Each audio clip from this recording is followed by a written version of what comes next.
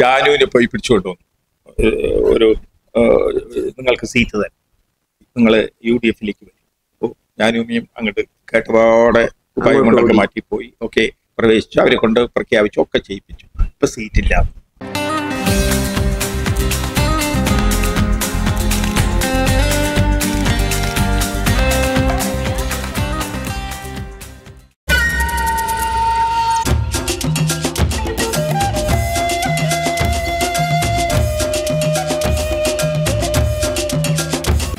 അതാണ് അംബേദ്കർ പറഞ്ഞത്, അടിമയോട് പറയുക നിങ്ങൾ അടിമയെന്ന്, അവൻ കലാപത്തിന് മുതിരും എന്നൊക്കെ അംബേദ്കർ പറഞ്ഞത് അതാണ്. അല്ലെങ്കിൽ കാലപ്പഴക്കം കൊണ്ട് അടിമ ചങ്ങല സ്വന്തമാണെന്ന് കരുതും എന്നൊക്കെ പറയുന്ന ഇതാണ് ഈ ഒരു മെത്തേഡാണ് ഈ സംഭവം. ജനങ്ങൾ അങ്ങനെ തിരിഞ്ഞുകൊണ്ടേയിരിക്കും, നമ്മളും അങ്ങനെ ശീലിച്ചോളും.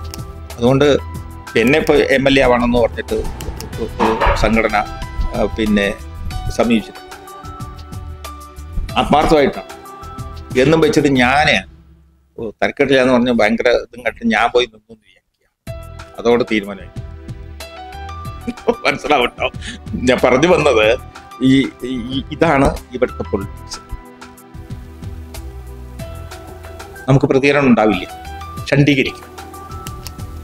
ഈ ഷണ്ഡീകരിക്കപ്പെടുന്നതിന്റെ ഉത്തരവാദിത്വവും ദൗത്യവുമാണ് ഇടതുപക്ഷമാണ് വലതുപക്ഷമാണ്. ആര് പറഞ്ഞാലാണ് ആറുമുഖൻ അപ്പോഴേ പറഞ്ഞല്ലോ, ആര് പറഞ്ഞാലാണ് കോംപ്രമൈസ് പറഞ്ഞ കേൾക്കുക എന്നുള്ളത് നോക്കിയിട്ട് അവരവിടെ സമീപിച്ചോളൂ. അതിപ്പോൾ ഇനി ഈ കോർപ്പറേറ്റ് ചൂഷണത്തിന് കുറച്ചും കൂടെ അഭികാമ്യൻ നാളെ സജീഷാണെങ്കിൽ സജീഷിനെ പ്രധാനമന്ത്രിയാക്കും അല്ലെങ്കിൽ മുഖ്യമന്ത്രിയാക്കും. അപ്പൊ ഇനിയും പിണറായിക്ക് ബാല്യമുണ്ടെങ്കിൽ പിണറായിനെ തന്നെ ആക്കും. പിണറായി പറഞ്ഞാൽ കേൾക്കുമെന്നൊക്കെ നോക്കും. ഇപ്പൊ തന്നെ പൊട്ടലും ചീറ്റലും അപ്സരങ്ങളും ഒക്കെ ഉയരുന്നതിന്റെ അടിസ്ഥാനമായിരിക്കും ഭാവി എന്താ ഉണ്ടാവുക. അല്ലാണ്ട് കഴിവും ഒന്നുമല്ല. ഇപ്പൊ ഓരോ പാർട്ടികളുടെ പ്രസിഡന്റുമാര് നോക്കും. നമ്മുടെ രാഷ്ട്രപതിക്ക് കഴിവുണ്ട്, ആ കഴിവാണ് ഇവിടെ പ്രയോഗിക്കുന്നത്. വേറെ ആരുടെയോ കഴിവ്, വേറെ ആരുടെയോ യുക്തി, ആരുടെയോ ബുദ്ധി, ആരുടെയോ നിയന്ത്രണം ഇതിലാണ് ഇവർ ചലിക്കുന്നത്. എൻ്റെ കഴിവ്, എനിക്ക് അറിവ്, എൻ്റെ ബുദ്ധി, എൻ്റെ അനുഭവം വെച്ചാണ് അവിടെ പ്രവർത്തിക്കുന്നത്. അല്ല, അങ്ങനെയുള്ളവരെ അവിടെ ഏഴയലത്ത് അടുപ്പിക്കുക അതുമില്ല. ഈ മനോഭാവം, ഈ തിരിച്ചറിവ് നമുക്ക് വരണം. അത് ബഹുഭൂരിപക്ഷം ജനവിഭാഗത്തിന് വരുമ്പോഴാണ് ഇത് ക്ലിക്കാവുള്ളൂ. നമ്മൾ ഉദ്ദേശിക്കുന്ന ഒരു സാമൂഹ്യ വ്യവസ്ഥ കീഴ്മേൽ മറിക്കാൻ പറ്റും. അതിൽ നല്ല ജനവിഭാഗങ്ങൾ വരണം.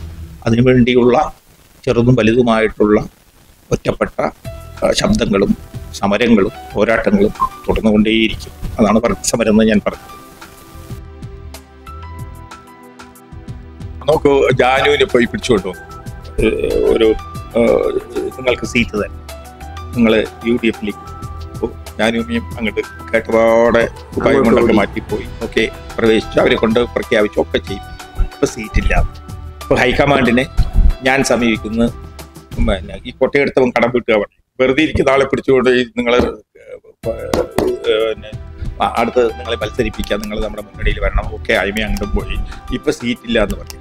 ഇനി EMക്ക് തനിച്ച് പോയിട്ട് വാദിക്കേണ്ടി വരികയാണ്, എനിക്ക് സീറ്റ് വേണം. അപ്പൊ ഒരാളുടെ വ്യക്തിത്വത്തിനെ അപമാനീകരിക്കുന്ന അല്ലെങ്കിൽ നിങ്ങളുടെ വ്യക്തിത്വം ഒന്നുമല്ലാതാക്കി തീർക്കുന്ന ഒരു സിസ്റ്റം, ഒരു സംവിധാനം, ഒരു വ്യവസ്ഥ ഇവിടെ എല്ലാ പാർട്ടികളിലും ഉണ്ട് എന്നുള്ളതാണ് കാരണം. ജാനുവിനെ ആദ്യം വിളിച്ച് ജാനുവിനെ ആദ്യം പെടുത്തി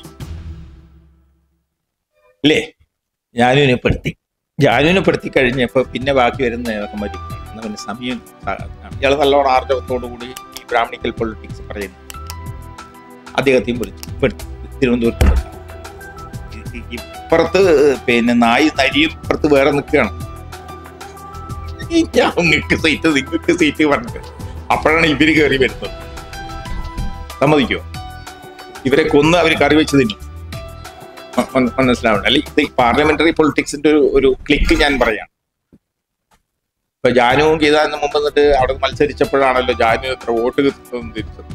ഇത് പണ്ട് മാവോയിസ്റ്റുകളെ നരസിംഹറാവുവിന്റെ കാലത്ത് മാവോയിസ്റ്റുകളോട് പറയുന്നത് മുഖ്യധാരയിലേക്ക് വന്ന് തെരഞ്ഞെടുപ്പിൽ നിൽക്കും, ജനാധിപത്യ മാർഗത്തിലേക്ക് വരും, നിങ്ങളുടെ അഭിപ്രായങ്ങൾ പറയും എന്നൊക്കെ പറഞ്ഞിട്ട് ഇങ്ങനെ ആയിട്ട് വിളിക്കുകയാണ്. തരക്കേടില്ല, അവരിപ്പോ നമ്മുടെ പ്രശ്നമൊക്കെ തീർക്കുന്നു പറഞ്ഞാൽ നമ്മൾ ഈ മുഖ്യധാരയിലേക്ക് വന്നു എന്ന് കരുതും. എന്തായിരിക്കും സ്ഥിതി? അതുകൊണ്ട് പ്രശ്നം പരിഹരിക്കുമോ? ഇല്ല. ആണ് അതിന്റെ പ്രശ്നങ്ങൾ. ഒരു വലിയ ചതിക്കുഴിയൻ. ഇവിടെ നമ്മൾ ഈ കാണുന്ന സ്നേഹം, വിശ്വാസം, സത്യസന്ധത, സഹവർത്തിത്വ ബോധം ഒന്നും ഉണ്ടാവില്ല, ഉണ്ടാക്കില്ല. ഇതാണ് അതിനകത്ത് നിലനിൽക്കുന്ന രീതി. ഇതൊക്കെ ഒരു രാഷ്ട്രീയമാണ് കേട്ടോ ഞാൻ ഈ പറയണത്. ഞാൻ എൻ്റെ ഒരു അഭിപ്രായമായിട്ട് മാത്രമല്ല, ഇതാണ് നമ്മളെ കുറെ കാലത്തെ നിങ്ങൾക്കൊക്കെ അറിയാത്ത കാര്യങ്ങളൊന്നും അല്ല ഞാൻ പറഞ്ഞത്. ഇതാണ് നിൽക്കുന്നത്. പിന്നെ ഓരോരുത്തരും വർഗ താല്പര്യങ്ങൾ, ടേസ്റ്റുകൾ. അംബുജാക്ഷൻ പോയിട്ട്, അംബുജാക്ഷനും ഉണ്ടായിരുന്നു എൻ്റെ കൂട്ടത്തിൽ. ഇപ്പോൾ ഈ പ്രതിപക്ഷ നേതാവുമായിട്ട് ചർച്ചയ്ക്ക് പോയപ്പോൾ അംബുജാക്ഷനും പോകും. നല്ലൊരു ദളിത് പൊളിറ്റിക്സ് പറയുന്ന മനുഷ്യരാണ്. അപ്പൊ ആ കഴിവും സമർത്ഥതയും ഉള്ള ആളുകളെയൊക്കെ അവരെടുത്തു. അപ്പൊ ഇനിയിപ്പോ എന്താ, ഇനിയിപ്പോ സീറ്റ് കൊടുത്തില്ലെങ്കിലും ഇവരൊക്കെ അവിടെ നമ്മളെ കൊണ്ട് തന്നെ അവരെ തള്ളിപ്പറയിപ്പിക്കും, അല്ലെങ്കിൽ അതേ ജനതയോടെ തന്നെ അവർ തള്ളിപ്പറയും. മനസ്സിലായി? ഇത് ആണ് ഇവരുടെയൊക്കെ രീതി. ഇതിനെ നമ്മൾ വിവരമില്ലാത്ത അല്ലെങ്കിൽ നിഷ്കളങ്കരായ മനുഷ്യർ ഇതിനെ ശരിവയ്ക്കും, പിന്തുടരും. നമ്മളെന്തായാലും അതിനെ പിന്തുണയ്ക്കാനും പോകുന്നുണ്ടായിരുന്നു. ഇപ്പൊ ചെരുപ്പിടാത്ത, അണ്ടർവെയർ ഇടാത്ത, കീറിയ കുപ്പായിട്ട, ബനിയനിടാത്ത, പല്ല് തേക്കാത്ത, കുളിക്കാത്ത അത്രയും ത്യാഗിയായ ആന്റണി ഭരിക്കുമ്പോഴാണ്, കേരളത്തിലെ മുഖ്യമന്ത്രി ആയിരിക്കുമ്പോഴാണ് മുത്തങ്ങ സംഭവം ആണല്ലോ. ഇത് കോൺഗ്രസ്സുകാർക്ക് നിഷേധിക്കാൻ പറ്റില്ല, ആന്റണിക്ക് നിഷേധിക്കാൻ പറ്റില്ല, ഗീതാനന്ദന് നിഷേധിക്കാൻ പറ്റില്ല, ജാനുവിന് നിഷേധിക്കാൻ പറ്റില്ല. കൊല്ലപ്പെട്ട 24ഓളം ആളുകൾ അതിന്റെ മർദ്ദനമേറ്റ് മരിച്ചു എന്ന് ഇപ്പോഴാണ് ജാനു അത്. അന്നൊരു പോലീസുകാരനും ഒരു ജോഗിയും, ആദിവാസിയായ ജോഗിയും കൊല്ലപ്പെട്ടു എന്ന് മാത്രമാണ് നമ്മൾ മനസ്സിലാക്കുക, അറിയുകയും ചെയ്യും. ഇതിന്റെ മർദ്ദനങ്ങളുടെ ഇരകളായ ഒട്ടേറെ പേര് ഉൾക്കാടുകൾ കയറി ചത്തേ പോയത്. ശരിക്കും പറഞ്ഞാൽ ഒരു നരവേട്ടയാണ്. ഇതൊക്കെ നമ്മൾ വേണ്ട ആവർത്തിച്ച് പറഞ്ഞ ഇടതുപക്ഷം. ഈ ഇടതുപക്ഷം ഭരിക്കുമ്പോഴാണല്ലോ 96 കേരള നിയമസഭയിൽ 140 MLA-മാരും കൂടി ആദിവാസികളുടെ ഭൂമി കവർന്നെടുക്കാൻ വേണ്ടിയിട്ട് നിലവിലുള്ള സുപ്രീം കോടതി വിധിനെ ഭേദഗതി ചെയ്തിട്ട് നിയമപാസാക്കിയത്. അന്ന് നമ്മുടെ കവി കടമനിട്ട രാമകൃഷ്ണൻ പോലും MLA ആയിരുന്നു കേരളത്തിൽ. അധികം കറുത്തവരെക്കുറിച്ചും ആദിവാസിയെക്കുറിച്ചും ദളിതരെക്കുറിച്ചും പാട്ടുകൾ, കവിതകൾ തുകിലുകൂട്ടി പാടിയ ഒരു മനുഷ്യനാണ് അദ്ദേഹത്തെ കൊണ്ട് പോലും ഈ ഭേദഗതി, ആദിവാസി ഭൂനിയമ ഭേദഗതിക്ക് അല്ലെങ്കിൽ ആദിവാസി വിരുദ്ധ നിയമത്തിന് ഒപ്പിടിപ്പിച്ചവരാണ് ഈ ഇടതുപക്ഷം. അത് 96 ഒപ്പിടുമ്പോൾ ഗൗരവ മാത്രമാണ് ഈ പാതകം, ആ വാക്കാണ്, ഈ പാതകത്തിൽ ഞാൻ ഒപ്പ് ചാർത്തില്ല എന്ന് പറഞ്ഞ് വിട്ടുനിന്നു ഗൗരവം മാത്രം. അപ്പൊ ഈ 140 MLA-മാരിൽ ഭരണ പ്രതിപക്ഷങ്ങളടക്കമാണ് പറയുന്നത്. അന്ന് ആരൊക്കെയാണോ CPI-യും CPM-ഉം കോൺഗ്രസും മുസ്ലിം ലീഗും കേരള കോൺഗ്രസും അടക്കമുള്ള അത്രയില്ല എന്ന് മുന്നണി ജനതാദളിലും ഒക്കെ ആളുകൾ ചേർന്ന് ആദിവാസിക്കെതിരായിട്ട് നിയമസഭയുടെ പുറത്ത് വന്നാലോ ആദിവാസിയെ കുറിച്ചേ പറയുള്ളൂ, ദളിതരെ കുറിച്ചേ പറയൂ, ഇല്ലേ? സിംഹത്തിന് സംഗീതം പഠിപ്പിക്കാന്ന് പറഞ്ഞിട്ടാണ് ഇപ്പൊ ഇവരൊക്കെ പോകുന്നത്. ആര് ഇപ്പൊ സീറ്റ് കിട്ടുമെന്ന് പറഞ്ഞ് പോകുന്നില്ല. സിംഹത്തിന്റെ മടയിൽ പോയിട്ട് നമ്മുടെ സംഗീതം കേട്ട് സിംഹം അലിയും എന്നും പറഞ്ഞിട്ടാണ് അവിടെ പോയി പാട്ട് പാടിയ സിംഹം അലിയോ? അതാണ് ഈ ഭരണ പ്രതിപക്ഷം എന്ന് പറയുന്നത്. ഒരു പട്ടമില്ല, ഒറ്റ പട്ടമേ ഉള്ളൂ. അവരങ്ങനെ ഒരു കൾട്ട് ഉണ്ടാക്കി വെച്ചിട്ടുണ്ട്. നമ്മൾ ഭരണപക്ഷം, നിങ്ങൾ ഇതൊരു പൊറോട്ട നാടകമല്ലേ? അതിൽ നിന്നപ്പോ എന്താ കുഴപ്പം? അതിൽ ധനാപകരണം നടത്തി ഇവരുടെ വ്യക്തിത്വത്തെ തന്നെ ഹനിപ്പിക്കുന്ന രീതിയിൽ ജാനുവിന് കള്ളത്തിയാണെന്നല്ലേ അതിനകത്ത് തന്നെ പറഞ്ഞുണ്ടാക്കിയത്. ഈ വലിയ താപ്പാനകള് അന്ന് കള്ളപ്പണം ഇലക്ഷന് വേണ്ടി വിനിയോഗിക്കാൻ വന്ന് ഹെലികോപ്റ്ററിൽ കൊണ്ടുവന്ന പണത്തിന്റെ ഒരു പങ്ക് ജാനുവും പറ്റി എന്ന് പറഞ്ഞിട്ട് ഇതിന്റെ ചീത്തപ്പേര് മുഴുവനും ജാനുവിനല്ലേ ഉണ്ടാക്കി കൊടുത്തത്. ബാക്കിയുള്ളവർക്ക് വല്ല കേസും. ആ ചീത്തപ്പേര് വാങ്ങാനാണ് ജാനു ഇന്ത്യയിലേക്ക് ഓടിക്കയറിയത്, ജാനു ഓടി ഇറങ്ങിയത്. മനസ്സിലായില്ലേ? അപ്പൊ എവിടെ പോയാലും ബലി കൊടുക്കപ്പെടേണ്ടത് തന്തൈ പെരിയാർ പറയുന്നത് പോലെ ആടോ കോഴിയോ ഒക്കെ തന്നെയാണ്. ഒരു സിംഹത്തിന് ആരും ബലി കൊടുത്ത ചരിത്രമില്ല. അപ്പൊ ദളിതും ആദിവാസിയായിരിക്കും ഈ ഇത്തരം പിന്നെ ദുഷ്പേരുകൾക്കൊക്കെ അവിടെയും ഇരകളാണ്.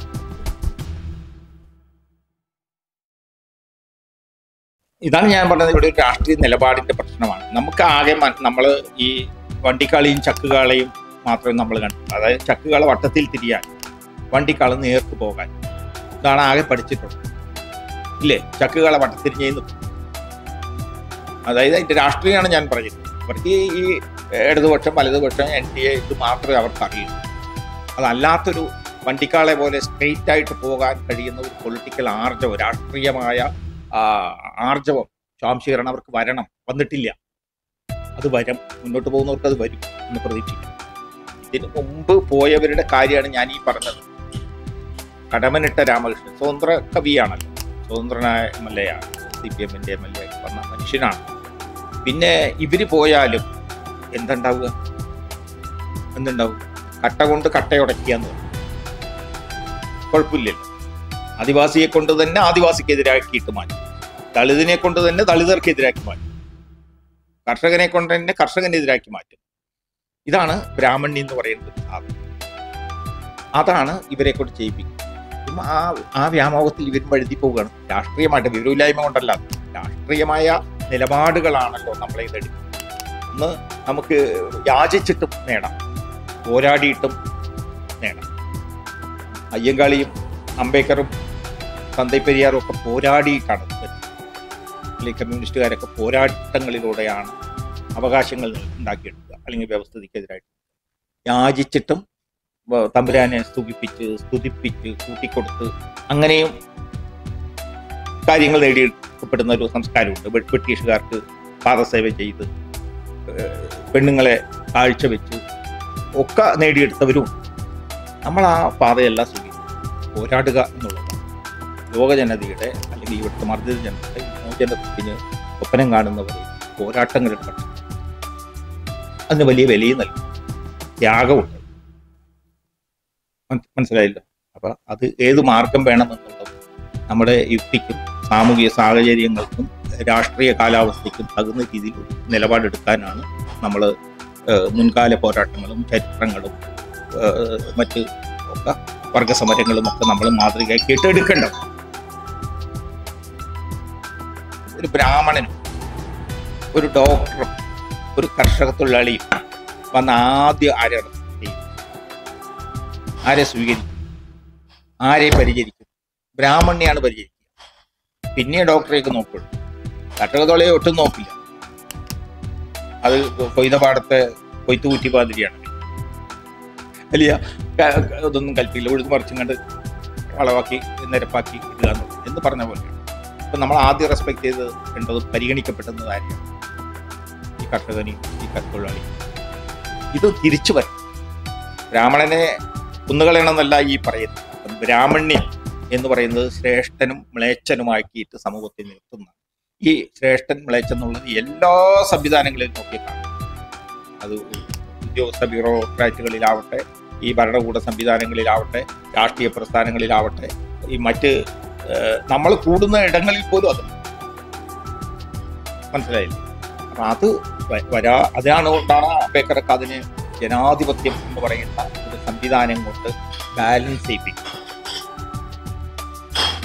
അതും അപ്രായോഗികമായി മാറുകയാണ്. ഒരു സിനിമയിൽ അമേരിക്കയിലേക്ക് ശ്രീനിവാസനെ കൊണ്ടുപോകണം എന്നുകൊണ്ട് ശ്രീനിവാസൻ മോഹൻലാലിനെ പോയി സുഖിപ്പിക്കുന്നു. അയാളുടെ കാല് തടവുന്നു. അപ്പൊ അയാൾ ചവിട്ടുന്നുണ്ട്. എത്ര വേണമെങ്കിലും ചവിട്ടിക്കോ എന്ന് പറഞ്ഞു. ശ്രീനിവാസന്റെ ശൈലിയുണ്ട്. എത്ര വേണമെങ്കിലും ചവിട്ടാത്തപ്പോൾ ഒരു അടി കൊടുത്തു, എത്ര വേണമെങ്കിലും തല്ലിക്കോ എന്ന് പറയുന്നൊരു പ്രയോഗം. അത് ചെറിയൊരു കാര്യമല്ല, വലിയൊരു രാഷ്ട്രീയമാണ് ശ്രീനിവാസന്റെ അത് കൂടെ മുന്നോട്ട് എന്ന് പറഞ്ഞ പോലെ. എത്ര വേണമെങ്കിലും അന്ന് മുത്തങ്ങ സമരം കഴിഞ്ഞിട്ട് ജാനുവിനെയും ഗീതാനന്ദനെയും അറസ്റ്റ് ചെയ്ത് കൊണ്ടുവരുമ്പോൾ നമുക്കറിയാം, ജാനുമ്മയുടെ രണ്ട് കവിളും ചവിടൊക്കെ വീർത്ത് മുഖമൊക്കെ ചേർത്തിട്ട് അടി, പോലീസിന്റെ നിരന്തരമായ അടിയായിരുന്നു അടി. ഗീതാനന്ദനൊക്കെ അത് അനുഭവിച്ചു.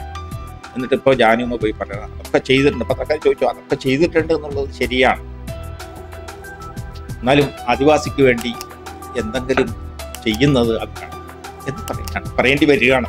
എന്തതിൻ്റെ അർത്ഥം? അല്ല, ആ വാക്ക് ഞാൻ പറയുന്നില്ല. എന്താണ് അതിൻ്റെ അർത്ഥം? അതാണ് രാഷ്ട്രീയമായ ഒരു നിലപാട് എന്നൊക്കെ പറയണം. ആ നിലപാടില്ലെങ്കിൽ പറയേണ്ടി വരും. അവരാ പറഞ്ഞത്, അവരാണ് പറയേണ്ടി വരിക. നമുക്ക് ഒരുപക്ഷെ അവരുടെ അനുഭവങ്ങളും ഒക്കെ അങ്ങനെ ആവാം, അത് വേറെ കാര്യം.